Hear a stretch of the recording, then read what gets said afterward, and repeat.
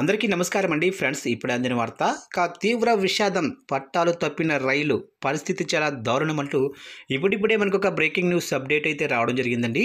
అయితే ఇందుకు సంబంధించిన పూర్తి వివరాలు అయితే మన వీడియోలో తెలుసుకుందామండి. ఎక్కడ ఏంటి అనేది వీడియో మాత్రం స్కిప్ చేయకుండా చూడండి ఫ్రెండ్స్. అప్పుడే మనకి పూర్తి సమాచారం అయితే తెలుస్తుంది. ఇక లేట్ చేయకుండా వివరాల్లోకి వెళ్ళిపోదాము. ఇక జర్మనీలోనే దక్షిణ ప్రాంతంలో ఆదివారం ఓ రైలు ప్రమాదవశాత్తు పట్టాలు తప్పింది. ఈ ఘటనలో ఇప్పటి వరకు 3 మరణించగా పలువురు గాయపడినట్లు అధికారులు తెలిపారు. ఇక ఈ దుర్ఘటన మ్యూనిచ్కు సుమారు 158 కిలోమీటర్ల దూరంలోనే రిడిలింగెన్ సమీపంలో చోటు చేసుకుంది. ఈ ఘటనపై ఫెడరల్ స్థానిక పోలీసులు దర్యాప్తు చేస్తున్నారు. ప్రమాద స్థలంలో రైలు బోగీలు స్థానిక అడవుల్లోకి దూసుకెళ్లాయి. ఇక సాయంత్రం 6 గంటల 10 నిమిషాల సమయంలో ఈ ప్రమాదం సంభవించింది.